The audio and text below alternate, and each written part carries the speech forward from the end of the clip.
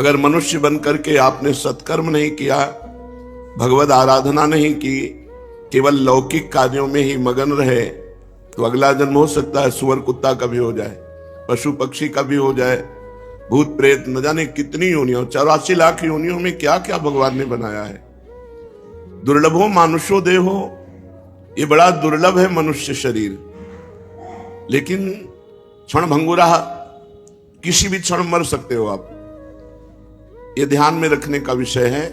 फांसी वाले को तो एक नियत समय है कि आपको कल 12 बजे फांसी दी जाएगी, लेकिन अपने को 12 मिनट का भी विश्वास नहीं है कि 12 मिनट में ही हमारा काम हो सकता है, हमारी आयु पूरी हो सकती है। दुर्लभो मानुषो देहो, देही नाम क्षण भंगुरा, पर यह है क्षण में नष्ट हो जाने वाली मनुष्य देही। इसमें एक कार्य है जो महान है, प्रायः सब लोग उससे विमुख रहते हैं। देखो, जितने भी कार्य किए जाते हैं वो सब सुख के लिए किए जाते हैं।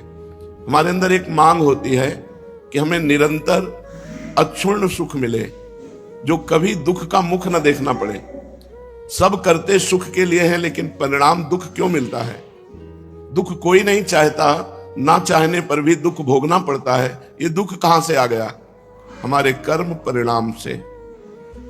हम जो भगवान, शास्त्र, संत इनकी वाणी के अनुसार ना चल करके केवल मनमानी आचरण किए, वो मनमानी आचरण पाप कर्म बन गए, और वो पाप कर्म का परिणाम दुख होता है, पुण्य कर्म का परिणाम सुख होता है।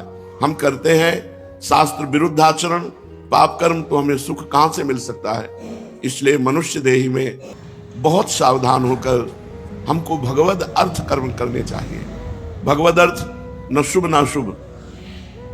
जो शुभ कर्म है पुण्य, वो सोने की जंजीर से बंधा हुआ व्यक्ति है, और जो अशुभ कर्म है वो पाप, वो लोहे की जंजीर से बंधा हुआ है। तो लोहे और सोने से बंधा हुआ तो है ही ना, मुक्त कहां हुआ? कर्म बंधन से मुक्त होने के लिए मानव देह मिला है। इसलिए सबको सावधान होकर के जो भी कर्म करे शास्त्र सम्मत करे, दूसरों का उपकार करने की भावना से करे, और वो कर्म भगवान को समर्पित कर दे। जो कर्म भगवान को समर्पित कर दिया जाता है वो मंगलमय हो जाता है। जैसे अग्नि में चंदन डालो या विष्ठा, अग्नि अपना स्वरूप प्रदान कर देती है। ऐसे ही संपूर्ण सृष्टि 3 गुणों से बनी हुई है, सतोगुण, रजोगुण, तमोगुण। ये तीनों मायामय गुण हैं, और इन्हीं गुणों के परिपाक से ही हमारे कर्म होते हैं। कभी हमारा मन बहुत शांत और अच्छा चिंतन करता है, कभी मन गलत भोगों का चिंतन करता है, कभी मन गुस्सा, आलस्य, प्रमाद, हिंसात्मक वृत्ति धारण करता है। तो ये 3 गुणों का प्रभाव है। सतोगुण शांत, रजोगुण भोग विलासिता, तमोगुण निद्रा, आलस्य, प्रमादोत्थम। निद्रा, आलस्य, प्रमाद आदि हिंसा की वृत्ति, द्वेष की वृत्ति, इन तीनों गुणों को जो परास्त कर दे, वो मानव देह लेने का लाभ प्राप्त कर लिया। पर प्रायः हमारी बुद्धि इधर आती ही नहीं अध्यात्म की तरफ। हमारी बुद्धि में एक बात रहती है कि मैं पढ़ लिख करके पदाधिकारी बन गया, या जो भी सर्विस कर रहा हूं तो अपनी मेहनत से कमा खा रहा हूं, इसमें भगवान की क्या जरूरत है? जब मैं अपनी मेहनत से कमा रहा हूं तो इसमें भगवान के भजन की या प्रार्थना की, आराधना की जरूरत क्या है? बस यही समाधान करना है कि हम यहां आए हुए हैं, ये हमारा घर नहीं है। ना पहले हम मनुष्य थे, ना आगे मनुष्य बनेंगे। ये बीच में मनुष्य देह मिली है। पत्नी, पुत्र, परिवार, ये सब श्री भगवान ने दिया है। और सही पूछो तो श्री भगवान ही इस रूप में आए हैं। जो पत्नी का शरीर है, जो पुत्र का शरीर है, वो धारण की हुई श्री भगवान विराजमान है। पर हम अज्ञान की धारा में भगवान को ना पहचानते हुए माया में संबंध स्वीकार करके आसक्त हो जाते हैं। मेरी पत्नी है, मेरा पुत्र है, मेरा घर है, मेरा मकान, और इसी आसक्ति के पोषण में पूरा जीवन निकल जाता है। अंतिम परिणाम में हाथ कुछ नहीं लगता। शरीर छूटने का जब समय आए तो आपने 50 वर्ष में जितनी धन संपत्ति कमाई है, उस संपत्ति को देकर अगर 1 सेकंड भी समय और बढ़ाना चाहे तो नहीं बढ़ेगा। इतना कीमती 50 वर्ष आपने भोगों में रत होकर के, नाना प्रकार की क्रियाएं करके, नाना प्रकार की संपत्ति एकत्रित की, लेकिन जब यहां से जाओगे तो कुछ नहीं जाएगा आपके साथ। तो कितना बड़ा घाटा हुआ।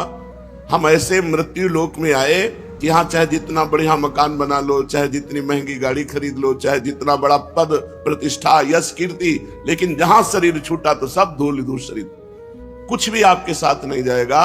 अगर आपने नाम जप किया है, भगवान की आराधना की है, तो फिर आपकी उन्नति को कोई नहीं रोक सकता।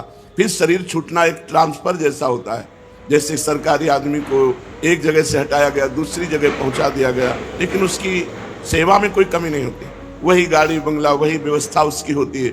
ऐसे हम जब भगवान का भजन करते हैं और भगवत प्राप्त नहीं हुए तो हमें उत्तम मनुष्य शरीर मिलेगा, विवेकवान मिलेगा। हम फिर आगे आकर के भारत में कोई न कोई सेवा ऐसी मिलेगी जिससे परोपकार बन जाएगा, और पूर्व भजन की वृत्ति होने के कारण इस जन्म में इतना भजन बनेगा कि फिर हम आवागमन से मुक्त हो जाएंगे, भगवान को प्राप्त कर लेंगे। यही मानव देह की सार्थकता है। अगर हम भूल कर गए, भगवान का नाम नहीं जप किए, हमें तो आश्चर्य होता है जब हम किसी से पूछते हैं आप भगवान का नाम जप करते हैं, और जब उत्तर मिलता है नहीं, तो लगता है कितना हम असावधान हैं। किसी भी समय हमारा सब कुछ छूट सकता है, और जो हमारा पाथे है, पाथे माने रास्ते का खर्चा, जैसे हमको विदेश जाना हो, वहां हमारा कोई परिचय ना हो, हमारे पास पास ना हो, हमारे पास पैसा ना हो, और हमको इस देश से निकाल ही दिया जाएगा, फिर बोलो कैसी हमारी स्थिति होगी। ऐसे ही मृत्यु लोक में आप एक निश्चित समय के लिए आए हो, 80 वर्ष, 100 वर्ष, 120 वर्ष, हद है बस, इसके आगे नहीं।